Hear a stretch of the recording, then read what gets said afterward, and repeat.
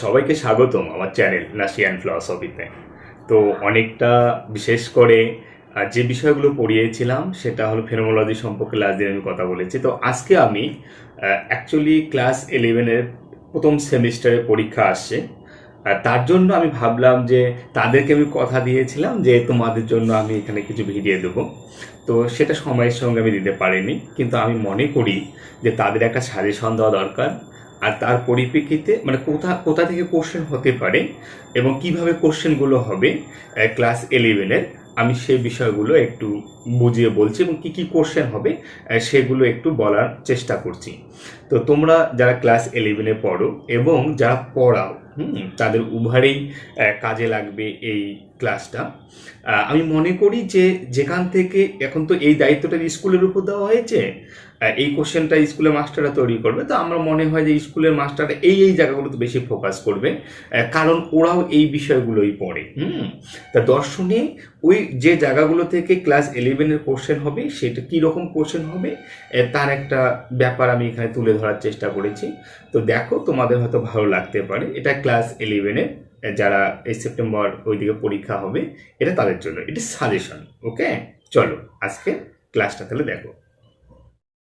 দেখো, আজকের ক্লাসটা হয়তো একটু বড় হতে পারে, কারণ এটা আমি আজকে সম্পূর্ণ 11-এর সম্পূর্ণ ইন্ডিয়ান ফিলোসফিতে কী কী কোশ্চেন হতে পারে বলে আমার মনে হয় সমস্ত সাজেশনটা আমি এখানে দেব।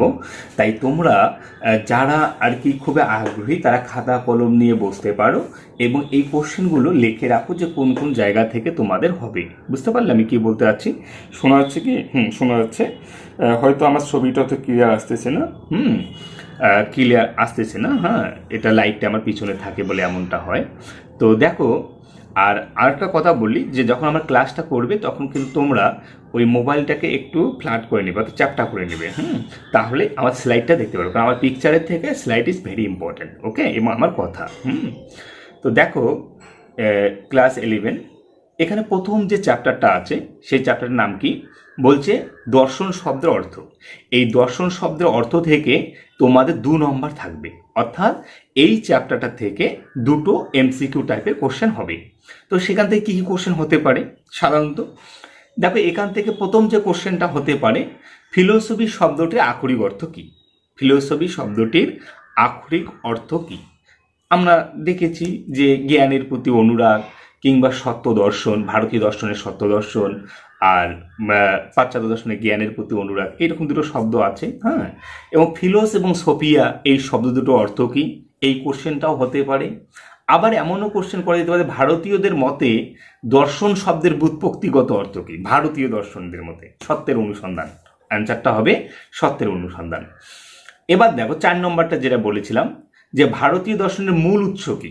ভারতীয় দর্শন, আমরা যে ভারতীয় উপমহাদেশে বাস করি এবং এই উপমহাদেশের যে কালচার এবং তাদের দর্শন, সেই দর্শনের মূল ভিত্তি কী? এই গীতা কিংবা রামায়ণ মহাভারত কিনা? অ্যাকচুয়ালি গীতা, অ্যান্সার হলো এটা কিন্তু গীতা। এবার দেখো, ভারতীয়দের মতে দর্শন বলতে বোঝায়, এই যে ভারতীয়দের মতে দর্শন বলতে কি বোঝায়? ভারতীয়দের মতে দর্শন বলতে সত্যের অনুসন্ধান। সত্যের অনুসন্ধান, এটাই কিন্তু ভারতীয়দের মধ্যে দর্শন। এবং তারপর যদি কোশ্চেন একটু কঠিন করে কোনো মাস্টার, এই টার্ম দুটো দিতে পারে, চর্যা কি এবং চর্চা কি। এ দেখো, চর্চা হলো তথ্য আলোচনা, আর চর্যাটা কি? চর্যাটা হলো যে তথ্যটা আমি লাভ করলাম তার পরিপ্রেক্ষিতে এই জীবনযাত্রার যে প্রণালী বা জীবনযাত্রা সম্পর্কে ভাবা বা পরিকল্পনা, সেটা হলো চর্চা। আর চর্যাটা কি? চর্যাটা হলো তত্ত্ব আলোচনা। চর্চা হলো তত্ত্ব আলোচনা, আর চর্যাটা হলো যে তত্ত্বটা আমি আলোচনা করছি তার পরিপ্রেক্ষিতে জীবন অতিবাহিত করা। বুঝতে পারলে? তো এখান থেকে 2 নম্বরই কোশ্চেন, 2 নম্বর কোশ্চেন থাকবে, তার জন্য এই দুটো পড়লেই যথেষ্ট। পরের চ্যাপ্টার দেখো, ভারতীয় দর্শন সম্প্রদায়গুলির শ্রেণীবিভাগ। অর্থাৎ এই যে ভারতীয় দর্শন, সেই দর্শনের যে আমরা 9টা স্কুল পাই এবং সেখান থেকে 3 নম্বর কোশ্চেন থাকবে, অর্থাৎ 3টা কোশ্চেন থাকবে তোমাদের। তা আমি মনে করি যে এই জায়গাগুলো তোমাদের পড়তে হবে। কি কি? যে বেদের অপর নাম কি? শ্রুতি, এটা সম্পর্কে তোমাদের জানতে হবে। 2 নম্বর, আস্তিক এবং নাস্তিক শব্দের অর্থ কি?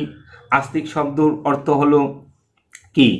যারা বেদে বিশ্বাস করে, আর নাস্তিক শব্দের অর্থ হলো যারা বেদে বিশ্বাস করে না, সাধারণ কথা। এবার লাগে আস্তিক কারা, নাস্তিক কারা, কোন কোন সম্প্রদায় আস্তিক, কোন কোন সম্প্রদায় নাস্তিক। আমরা যেমন চারবাক, বৌদ্ধ, জৈন এই তিনটাকে ভারতীয় দর্শনের নাস্তিক হিসেবে পাই। আর আস্তিক হিসেবে ন্যায়, বৈশেষিক, সাংখ্য, যোগ, মীমাংসা এবং বেদান্ত, এই 6টা। তাহলে মোট কয়টা সেগুলো। এবার দেখো কোন দর্শনের প্রতিষ্ঠাতা কে, এটা সম্পর্কে তোমাদের পড়তে হবে। যেমন বৌদ্ধ দর্শনের প্রতিষ্ঠাতা মহর্ষি গৌতম, ন্যায় দর্শনের প্রতিষ্ঠাতা কে, ন্যায় দর্শন গৌতম, আর বৌদ্ধ দর্শনের প্রতিষ্ঠাতা হলেন গৌতম বুদ্ধদেব। তো এইরকমভাবে কোন দর্শনের প্রতিষ্ঠাতাকে, কপিলের সাংখ্য দর্শন, তারপর যোগ দর্শন, তারপর মীমাংসা দর্শন, কোন দর্শনের প্রতিষ্ঠাতাকে, এই নামগুলো তোমাদের একটু পড়তে হবে। আবার বইয়ের নাম, যেমন ভাষ্য আছে, কোন কোন বই, কোন কোন ভাষ্য, শারীরিক ভাষ্য, শ্রীভাষ্য, ওই যে আমরা যখন বেদান্ত দর্শন পড়ি ওই নাম দুটোই সাধারণত দেয়, যে শারীরিক ভাষ্য কার লেখা, শ্রীভাষ্য কার লেখা, তাই না, একটা শঙ্কর একটা রামানুজের, ওখান থেকে দিতে পারে। কিংবা বাৎসায়ন, এই যে বাৎসায়নের ন্যায় সূত্র যে গৌতমের, এবং সেখান থেকে বাৎসায়নের ন্যায় ভাষ্য, ওই নামটাও দিতে পারে। ওই যে ভাষ্যকার তাদের যে বইয়ের নাম সেটাও 2-1টা দিতে পারে, যদি কোনো স্কুলে কোশ্চেন খুব কঠিন করে। এবার দেখো প্রতীত্ব, সমুৎপাদ বা তত্ত্ব, এটা কিন্তু কোশ্চেন দিবে, কারণ তোমাদের যে মাস্টাররা পড়ায় ওরাই কিন্তু এগুলো পড়ে পরীক্ষা দিয়ে চাকরি পেয়েছে। This the matter. তো ডেফিনেটলি এরা কিন্তু এই বিষয়গুলোর উপর ফোকাস করবে। প্রতীত্ব সমুৎপাদ তত্ত্ব কি, একটা কার্যকরণ তত্ত্ব, নো অরিজিনেশন থিওরি। এটা কোথায় পাওয়া যায়, এটা বৌদ্ধ দর্শনে পাওয়া যায়। বৌদ্ধ দর্শনের মূল ভিত্তি কি, প্রতীত্ব সমুৎপাদ বা তত্ত্ব, এটাকে প্রবচন রত্ন বলা হয়। এটা পড়তে লাগবে। আর পড়তে লাগবে অষ্টাঙ্গিক মার্গ, সম্যক দর্শন, সম্যক, প্রথমটা কি, সম্যক দৃষ্টি, সম্যক বাক, সম্যক কর্মান্তর, সম্যক আজীব, সম্যক ব্যাগ, সম্যক স্মৃতি, সম্যক সমাধি। এই যে 8টা অষ্টাঙ্গিক মার্গ, এটা কিন্তু একটু পড়বে, কারণ ওই বৌদ্ধ দর্শন ওখান থেকে কোশ্চেন দেবে। আর একটা বৌদ্ধ দর্শনের জায়গা আছে, সেটা আমি ভুলে গেছি। বৌদ্ধ দর্শনের যে ওই যে জায়গাটা, সেটা কোনটা বলো তো, যে রিসাইকেল অফ বার্থ, যে দ্বাদশ নিদান বা ভবচক্রটা কি, ওটাও কিন্তু দিতে পারে ওখান থেকে। সেখানে অবিদ্যা, সংস্কার, বিজ্ঞান, নামরূপ, সরায়তন, স্পর্শ, বেদনা, তৃষ্ণা, ভব, জাতি, জরা, মরণাদি, ওই যে 12টা আছে, সেখান থেকে কিন্তু তোমাদের একটা কোশ্চেন এখানে হতে পারে। পুরুষ কি, প্রকৃতি কি, সাংখ্য দর্শনে আছে, ওখানে কিন্তু একটু তোমরা দেখে নেবে। তারপর ব্রহ্ম কি, ব্রহ্ম কি, ওই যে বেদান্ত দর্শন, ব্রহ্ম সৎসন্ধি লক্ষণ, অনির্বচন, ব্রহ্ম কি, ব্রহ্ম হল সৎসন্ধি আনন্দ স্বরূপ, তাই না, যেটা শঙ্কর বলেছে। এবং সেই শঙ্কর ব্রহ্ম বলার পরে তিনি মায়ার কথাও বলেছেন।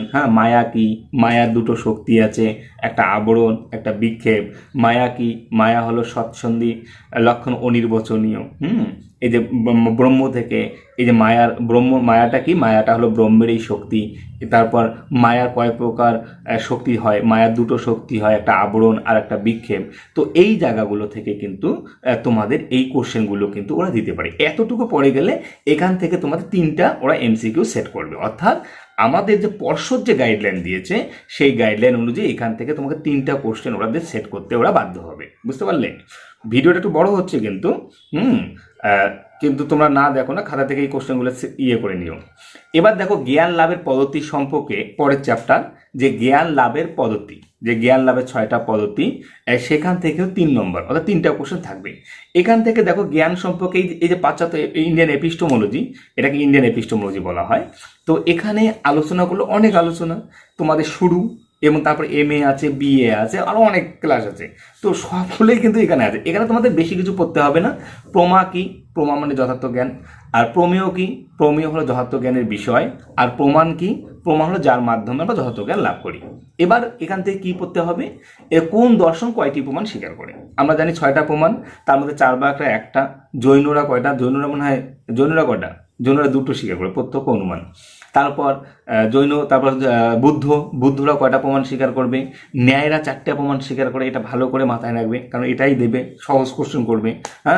ন্যায়রা কয়টা প্রমাণ স্বীকার করে, তারপর ন্যায়ের পরে যোগরা কয়টা স্বীকার করে, সাংখ্যরা কয়টা স্বীকার করে, তারপর শঙ্করাচার্য কয়টা প্রমাণ স্বীকার করে, শঙ্করাচার্য 6টা প্রমাণ স্বীকার করে। তো এই যে কে কয়টা করে প্রমাণ স্বীকার করে, সেরা সম্পর্কে পড়তে হবে। আর এখানে কিন্তু মনে রাখবে, এই যে এখানে তোমাদের শব্দ প্রমাণ কি এবং কয় প্রকার, এখান থেকে কিন্তু একটা কোশ্চেন দেবে। শব্দ প্রমাণ কাকে বলে, আপ্তপুরুষকে, বিশ্বাসযোগ্য ব্যক্তির বাক্যকে আপ্তবাক্য বলা হয়, এবং যার মাধ্যমে আমাদের শব্দ জ্ঞান হয়, ডে টু ডে লাইফে আমরা জ্ঞান লাভ করি। এই শব্দ প্রমাণ কয় প্রকার, বৌদ্ধিক শব্দ, অবৈদিক শব্দ, পৌরুষ শব্দ, অপৌরুষ শব্দ কি, পৌরুষ শব্দ কি, অপৌরুষ শব্দ কি, বৈদিক শব্দ কি, অবৈদিক শব্দ কি। এখান থেকে এরা 3টা কোশ্চেন তোমাদের দিয়ে দেবে, অর্থাৎ 3টে এমসিকিউ পড়বে। এতটুকু পড়তে পারলেই আমি আশা করি তোমাদের হয়ে যাবে। পরের দেখো, বলছে ন্যায়সম্মত প্রত্যক্ষের লক্ষণ। এই ন্যায়সম্মত প্রত্যক্ষের যে লক্ষণ, সেখানে কিন্তু 3টা কোশ্চেন আছে। ন্যায়সম্মত প্রত্যক্ষের লক্ষণ বলতে আমরা ওই যে ওটা পড়বো, কোনটা, যে মহর্ষি গৌতম যে প্রত্যক্ষের সংজ্ঞা দিয়েছে, সেটা কি, যে ইন্দ্রিয়ার্থ সন্নিকর্ষম জ্ঞানম অব্যাপদেশম অব্যভিচারী ব্যবসায়ত্মকম প্রত্যক্ষম, ওই যে প্রত্যক্ষের যে সংজ্ঞাটা দেওয়া আছে, তো সেই সংজ্ঞাটা থেকে কে দিয়েছে, মহর্ষি গৌতম দিয়েছে। এবং তারপরে কি সমস্যা দেখা দেয় ওগুলো পড়ার দরকার নেই, কারণ ওগুলো দেবে না। কারণ তোমরা সব ছোট বাচ্চা।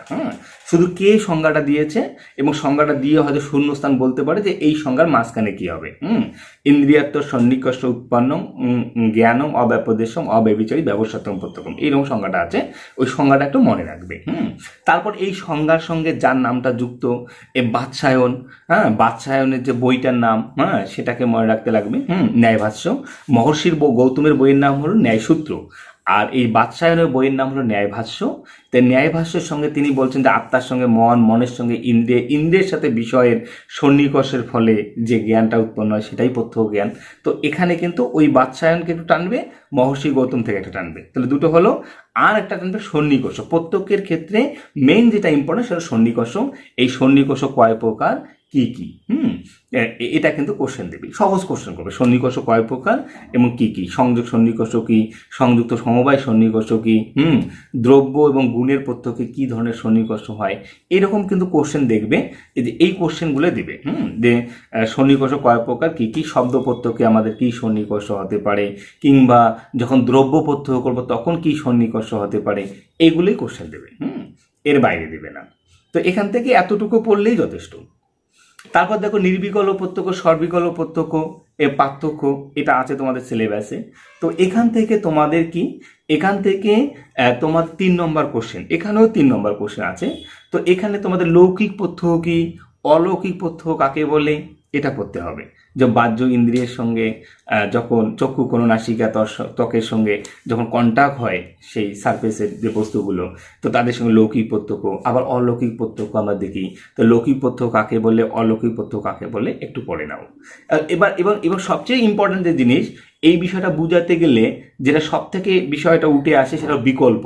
এই বিকল্প কথাটির অর্থ কি, এই বিকল্প কথাটির অর্থ কি, এটা কিন্তু পড়বে, কারণ এটা কিন্তু দিতে পারে। এই বিকল্প কথাটার অর্থ হলো বিশেষণ। এই যে নির্বিকল্প প্রত্যক্ষ, সর্বিকল্প প্রত্যক্ষ বোঝাতে গেলে যে শব্দটা উঠে আসে সেটা বিকল্প কথাটির অর্থ কি, বিকল্প কথাটির অর্থ হলো বিশেষণ। এই শব্দটা কিন্তু মাথায় রাখবে। কারণ নির্বিকল্প প্রত্যক্ষ হলো কোনো বিশেষণ আমরা খুঁজে পাই না, আর সর্বিকল্প প্রত্যক্ষ আমরা খুঁজে পাই। নির্বিকল্প প্রত্যক্ষ কাকে বলে, নিষ্প্রকারকম জ্ঞান নির্বিকল্প, অর্থাৎ যে জ্ঞানে কোনো নাম জাতি গুণের কোনো জ্ঞান হয় না, শুধু কোনো কিছু একটা অনুভব হয়, সেটা হলো নির্বিকল্প। আর সর্বিকল্প কাকে বলে, যেখানে নাম জাতি গুণ এগুলোর জ্ঞান হচ্ছে, সেটা হলো সর্বিকল্প। বুঝতে পারলে? তা দুটোই কিন্তু আলাদা আলাদা। আর এখানে থেকে যে কোশ্চেনটা আসবে সেটা হলো বিকল্প কথার অর্থ কি এবং অনুব্যবসায় জ্ঞান কি, এটা কিন্তু দিতে পারে। ব্যবসায় কাকে বলে, ইয়া ঘট, এটাকে ব্যবসায় বলা হয়। অনুব্যবসায় কাকে বলে, আমি জানি ইহা একটি ঘর। যখন কোনো জ্ঞানের সঙ্গে আমি যুক্ত হবে তখন সেটা হবে অনুব্যবসায় জ্ঞান। বুঝতে পারলে? তো এই যে অনুব্যবসায় জ্ঞান কি, এটা থেকেও কিন্তু ওরা একটা এমসিকিউ টাইপ কোশ্চেন তোমাদের সেট করতে পারে। বুঝতে পারলে? তো এটা কিন্তু মাথায় নিয়ে যাবে। পরের দেখো, ন্যায় দর্শন ও অনুমান সম্পর্কে বক্তব্য। এখান থেকে 3টা এমসিকিউ ওরা মানে দিবে, 3টা এমসিকিউ ওদেরকে দিতে হবে। সেটা কি, ন্যায় দর্শন ও অনুমান সম্পর্কে বক্তব্য রাখতে গিয়ে ওই অনুমান কথাটির অর্থ কি, পশ্চাৎ জ্ঞান, ওটা তোমাদের একটু জানবে। অনু কথার অর্থ কি, মান কথার অর্থ কি, অনুমান কথার অর্থ হলো পশ্চাৎ জ্ঞান, এই কোশ্চেনটা দিতে পারে। আর পক্ষ সাধ্য হেতু কি, একটা অনুমান হতে গেলে 3টা জিনিস অবশ্যই থাকে, একটা পক্ষপথ, একটা সাধ্যপথ, হেতুপথ। পক্ষপথ কি, পক্ষপথ হলো যে জায়গায় আমরা অনুমান কার্যটা সম্পন্ন করি, একটা জায়গাটার নাম হলো পক্ষ। সাধ্য কি বলে, যাকে অনুমানের মাধ্যমে আমরা প্রতিষ্ঠা করি তার নাম সাধ্য। আর হেতু কাকে বলে, যার দ্বারা আমরা পক্ষে সাধ্যকে অনুমান করি তাকে বলে হেতু। হেতু মানে হলো যার দ্বারা আমাদের সাধ্য প্রতিষ্ঠা হয়। বুঝতে পারলে? এবার পক্ষ ধর্মতার জ্ঞান কি, এটা কিন্তু পরীক্ষায় মাঝে মাঝে দেয়। পক্ষ ধর্মটা কি? পক্ষ মানে জায়গা, তাহলে পক্ষে হেতুর অবস্থান, অর্থাৎ যেটা অনুমানের পূর্ব শর্ত, অর্থাৎ যার উপর ভিত্তি করে অনুমান কার্য হয়, পক্ষে হেতু দর্শন, এই সেটা কিন্তু পরীক্ষা দিতে পারে। পক্ষ ধর্মতা কি, অর্থাৎ পক্ষে হেতু দর্শন, উত্তরটা হলো পক্ষে হেতু দর্শন। পক্ষ মানে জায়গা, প্রথমত কোনো জায়গায় আমাকে হেতুকে দেখতে হবে, সেই হেতুর উপর ভিত্তি করে আমাকে সাধ্যকে অনুমান করতে লাগে, এটাই তো অনুমানের প্রসেস। তো এখানে কিন্তু ওই 3 নম্বর যে কোশ্চেনটা লিখেছে পক্ষ ধর্মতার জ্ঞান কি, এটা কিন্তু তোমাদের এমসিকিউতে দিতে পারে। তারপর হচ্ছে ব্যক্তি জ্ঞান, বলতে হেতুর সঙ্গে সাধ্যের নিয়ত সহচার সম্বন্ধের জ্ঞান হলো ব্যক্তি জ্ঞান। হেতুর সঙ্গে সাধ্যের নিয়ত সহচার সম্বন্ধের জ্ঞানের নামই হলো ব্যক্তি জ্ঞান। এই ব্যক্তি জ্ঞান থেকে কিন্তু ওরা কিন্তু একটা কোশ্চেন তোমাকে দিতেই পারে। ব্যক্তি জ্ঞান জিনিসটা কি, যেখানে যেখানে ধুম সেখানে সেখানে বমি, এরকম উদাহরণ তোমাদের নিশ্চয়ই তোমাদের স্যাররা পড়িয়েছে। তো দেখো এই ব্যক্তি জ্ঞান থেকে কিন্তু ওরা দিতে পারে, একটা উদাহরণ দিয়ে বলতে পারে এর মধ্যে কোনটা ব্যক্তি, কিংবা এখানে আরেকটা জিনিস দিতে পারে যে ব্যক্তি, ওই ব্যক্তির যে বৈশিষ্ট্য কিছু আছে, পরামর্শ দিবে না, কারণ ওগুলো কঠিন। ওগুলো কঠিন, কারণ ব্যক্তি বিশিষ্ট পক্ষ ধর্মতা জ্ঞান ওগুলো হলো উপর লেভেলে, যারা গ্রাজুয়েশন পড়ে, MA পড়ে তাদের জন্য।